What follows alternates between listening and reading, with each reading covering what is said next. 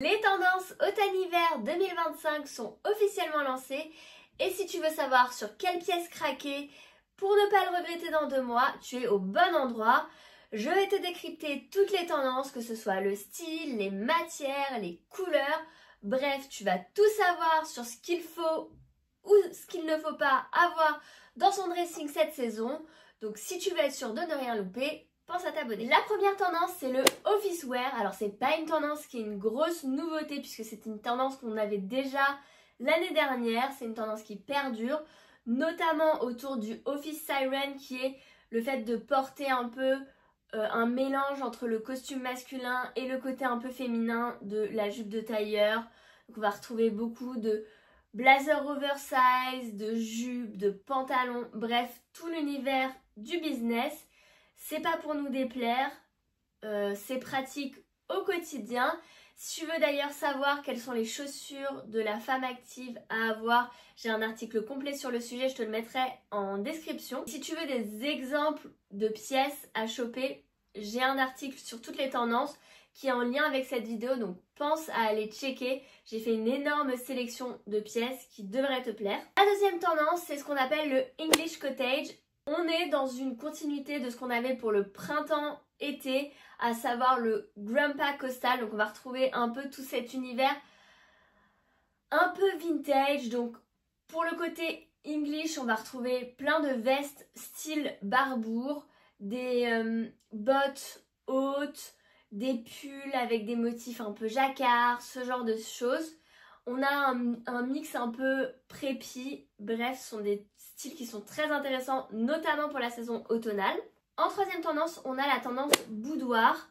Là, on est sur quelque chose d'un peu plus sexy. C'est dans cette tendance qu'on va retrouver tout ce qui va être pièces en dentelle, pièces en satin. L'idée, c'est de venir rajouter un peu de sexy dans nos tenues et surtout, c'est parfait pour la période du layering parce qu'on va pouvoir laisser dépasser un petit bout de dentelle d'un pull, ce genre de choses.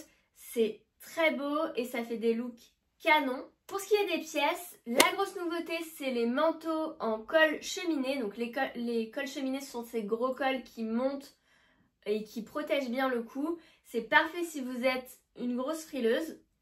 C'est chic et en même temps, ça vous tient chaud. C'est tout ce qu'on veut dans un manteau. On va également retrouver des manteaux en fausse fourrure. C'est pas une énorme nouveauté. On en avait déjà l'année dernière et l'année d'avant. La pièce phare de cet automne, en tout cas de ce début d'automne, c'est le polo. Mais le polo manche longue avec ses grosses rayures.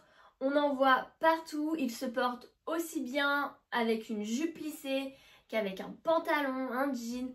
Il fait des looks prépi, faussement décontractés, on adore. Autre tendance, niveau accessoires, on va plutôt miser sur des gros accessoires, donc des gros bracelets, des grosses boucles d'oreilles, des gants XXL, des sacs plutôt larges.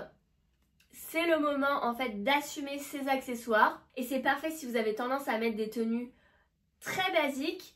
Un bijou XXL, ça va vraiment apporter un vrai plus à votre tenue. Et pour les chaussures, la star de la saison, c'est la botte.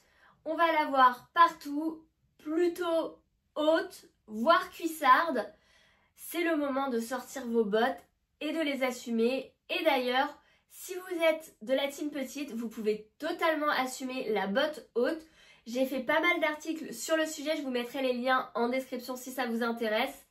N'hésitez pas à les consulter, je vous donne mes conseils pour bien l'adopter en étant petite. Concernant les couleurs et les imprimés, sans surprise, l'imprimé animalier continue de fleurir dans les magasins. On va évidemment retrouver du léopard, du python, un peu de zèbre, mais l'imprimé qui va envahir absolument tous nos réseaux sociaux et nos magasins, c'est l'imprimé vache. Alors, c'est pas l'imprimé le plus facile à adopter et on le voyait déjà l'année dernière et j'étais pas forcément fan, mais plus je le vois et plus je commence à m'habituer à cet imprimé et je le trouve canon, essentiellement en petites touches.